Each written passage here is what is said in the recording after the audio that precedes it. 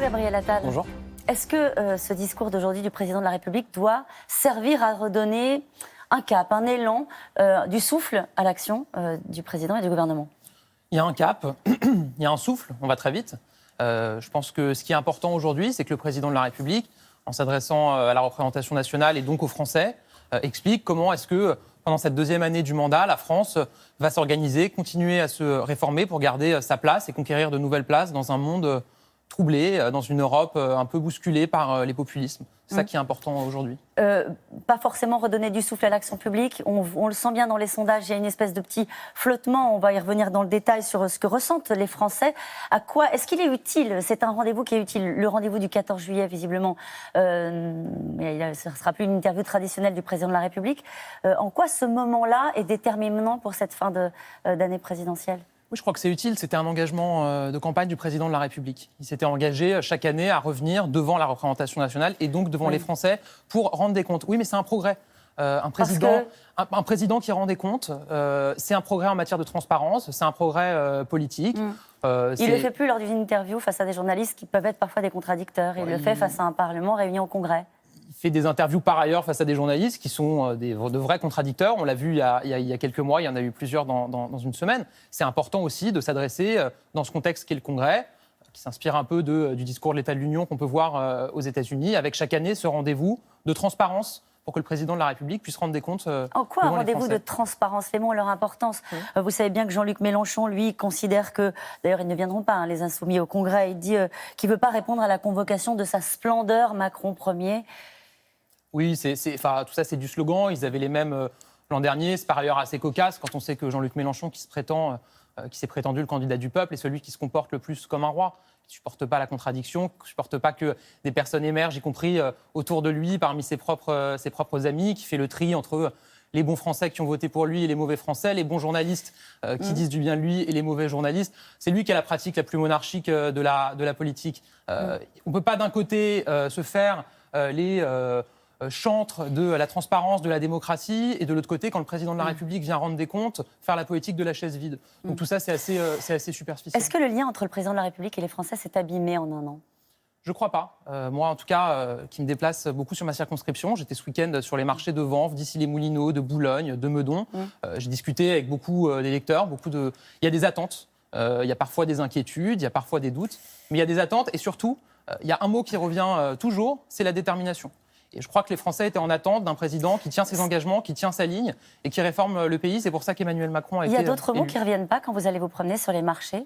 Injuste, inefficace, manque d'humilité. C'est ce qu'on retrouve dans le dernier sondage Odoxa qui a été publié, qui était assez sévère à l'endroit du président de la République. Vous les entendez jamais, ces mots-là? Non, j'entends pas ces mots-là, mais encore une fois, il peut y avoir des doutes, y compris sur le sens de l'action qui est menée. Et c'est pour ça que c'est important de rappeler toujours le sens de ce qu'on fait, de rappeler les réformes qui sont portées. Parce que le système médiatique fait que parfois, tout n'est pas mis en lumière suffisamment. Et c'est aussi notre rôle, c'est mon rôle en tant que porte-parole dans des émissions comme celle-ci. C'est notre rôle de parlementaire au contact des Français que d'expliquer les choses. Quand on demande aux Français de noter le président, alors il se fait étriller sur certains sujets.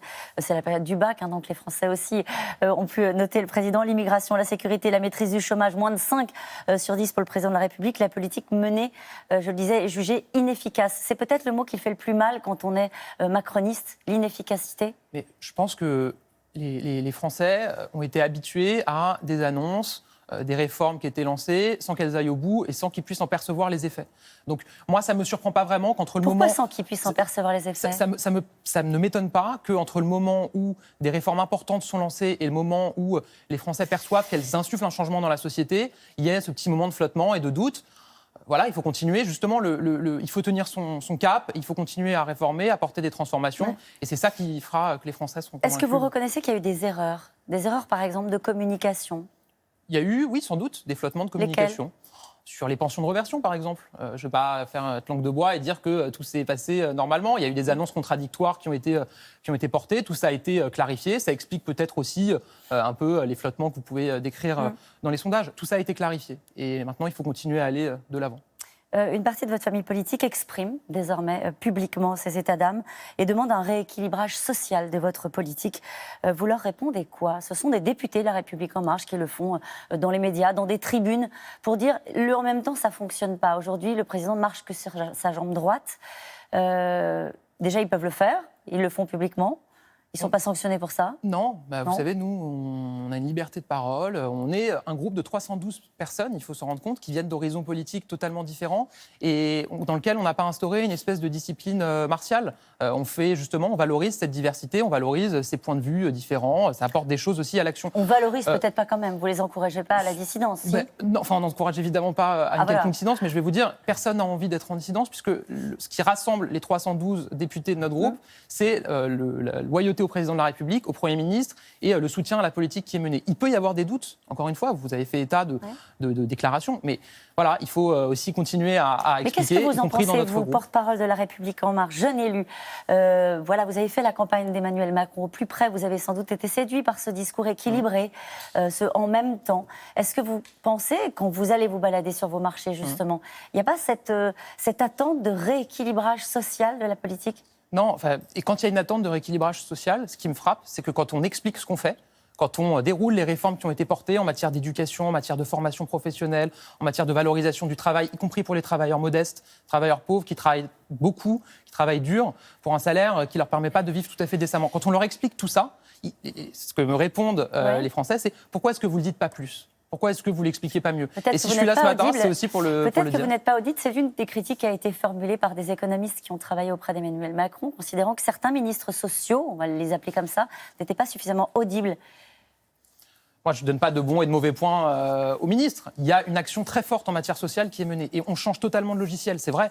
On considère que le social, ce n'est pas uniquement la distribution de prestations sociales, d'allocations sociales, c'est les politiques éducatives, les politiques de formation. Parce que si on veut sortir des Français de la pauvreté, on le fait en valorisant le travail, en leur permettant de retrouver un emploi. Et pour ça, il faut les former aux nouvelles compétences qui sont attendues. Il faut leur permettre de se déplacer sur le territoire, la mobilité. C'est pour ça qu'on met 36 milliards d'euros sur le réseau ferré pour le moderniser. Il y a beaucoup de Français, y compris en Ile-de-France, qui pourraient aller saisir des emplois pas très loin de chez eux à vol d'oiseau, mais à travers un RER bondé qui ne fonctionne pas bien, c'est le bout du monde. Et tout ça, cette action-là, elle est cohérente. C'est ce que le président rappellera tout à l'heure.